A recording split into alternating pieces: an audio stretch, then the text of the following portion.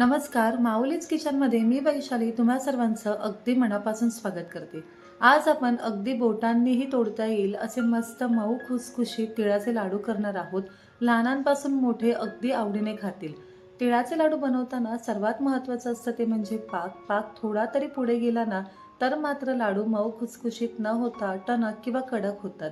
तर पाक कसा ओळखायचा त्यासाठी हा व्हिडिओ अगदी शेवटपर्यंत पहा। तुम्ही पहिल्या प्रयत्नामध्ये सुद्धा मस्त असे मऊ खुसखुशीत लाडू बनवू शकतील इतके सोपी पद्धत तुम्हाला दाखवली आहे। तर सुरुवात करूया आजच्या आपल्या या रेसिपीला। तर लाडू बनवण्यासाठी लागणार आपण साहित्य पाहून घेऊया। इथे मी तुम्हाला वजनी आणि वाटी दोघांचं सुद्धा प्रमाण सांगितलं आहे। इथे मी पाव किलो इतके गावरान तीळ घेतले आहेत। जर तुम्हाला गावरान तीळ नाही मिळाले तर तुम्ही जे पांढरे तीळ असतात ते घेऊ शकतात। तर हे पाव किलो तीळ आहेत। जर वाटीने बघितलं तर बरोबर 2 वाटी इथे मी गावरान तीळ घेतले आहे। त्यानंतर इथे मी पाव किलो इतका बारीक चिरून घेतला गूळ घेतला आहे। जर तुम्ही वाटीने घेतलात तर 2 वाटी तुम्हाला तिळासाठी 2 वाटी गूळ घ्यायचा आहे।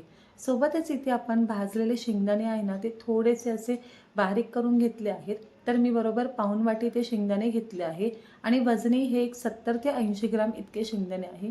त्यानंतर आपल्याला लागणार आहे वेलची पावडर आणि इथे साधारण 1 ते 1.5 चमचा आपण तूप वापरणार आहोत। तर इथे कढई गरम करायला ठेवली आहे। आता यामध्ये आपण जे तीळ आहे ते घालून घेऊया आणि 4 ते 5 मिनिटांसाठी मंद आचेवर तीळ आपल्याला छान खमंग भाजून घ्यायचे आहेत। तीळ भाजण्यासाठी अजिबात वेळ लागत नाही। फक्त गॅसची आच मंद ठेवायची आणि तीळ कसे भाजले हे ओळखायचं असेल ना तर त्याचा रंग थोडा बदलतो आणि तीळ तडतड उडायला लागले म्हणजे समजायचं आपले तीळ मस्त असे छान भाजले आहेत। खूप जास्त सुद्धा तीळ भाजू नका, नाही तर त्याची चव ना थोडी कडवट लागते। तर बरोबर 4 ते 5 मिनिटांमध्ये इथे तीळ पहा छान भाजले आहेत, रंगसुद्धा बदलला आहे। आता आपण हे बाजूला काढून घेऊया। आता इथे कढईमध्ये आपण 2 चमचे तूप घालत आहोत। आता तूप घातल्यावर आपण जो गूळ बारीक चिरून घेतलेला होता तो घालायचा। गूळ कधीही बारीकच अगदी चिरून घ्या म्हणजे तो पटकन विरघळला जातो। आता यामध्ये आपण घालणार आहोत 2 चमचे पाणी। म्हणजे काय होतं की गूळ हा पटकन जमा होत नाही आणि आपलं जे मिश्रण आहे ना ते शेवटपर्यंत थोडंसं असं नरम राहतं, म्हणजे लाडू आपण अगदी सहज वळवू शकतो इतकं छान राहतं।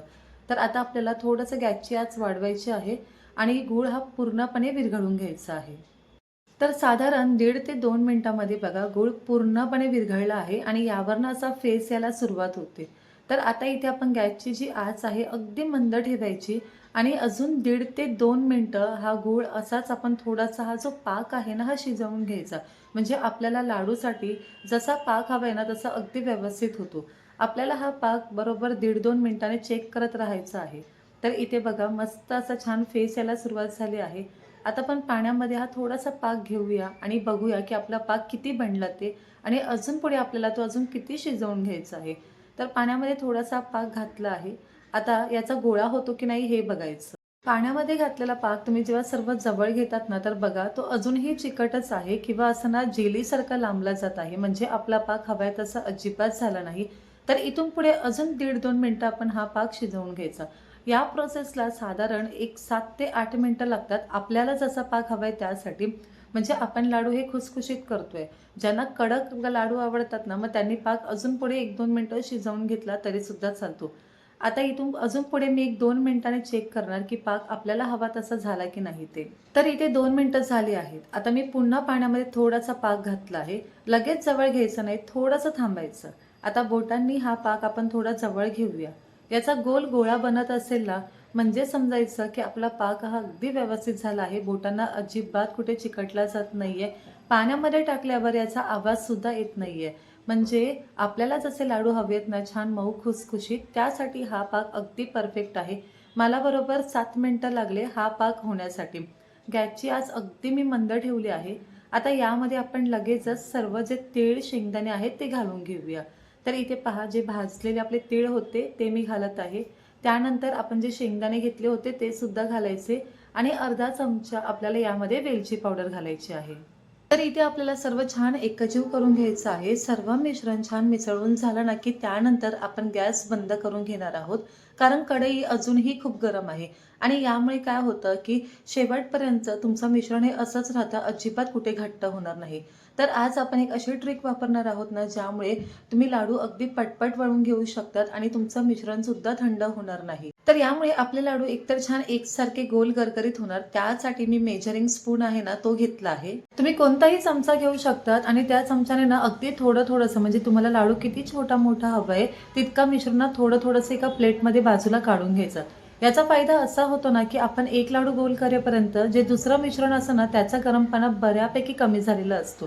तर इथे आता बघा, मी हाताला सुरुवातीला फक्त एकदाच अगदी थोडंसं पाणी लावून घेतलं आहे आणि लाडू गोल करायला सुरुवात केली आहे. तर बघू शकतात, अगदी सहज लाडू मस्त गोल गरगरीत होत आहे आणि या पद्धतीने तुम्ही सुद्धा नक्की लाडू करून बघा.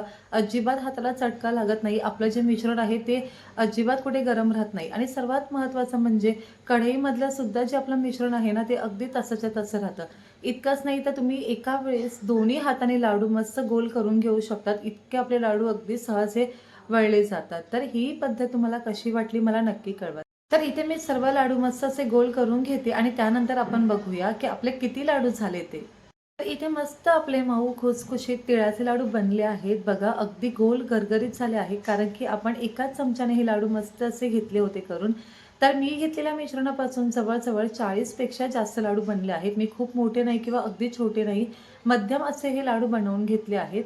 आणि वजने सांगायचं झालं तर अर्धा किलो इतके आपले हे लाडू बनले आहेत. आता यामधला एक लाडू तुम्हाला मोडून दाखवते, म्हणजे तुम्हाला सुद्धा कळेल की आपले लाडू किती मस्त असे खुसखुशीत झाले आहेत.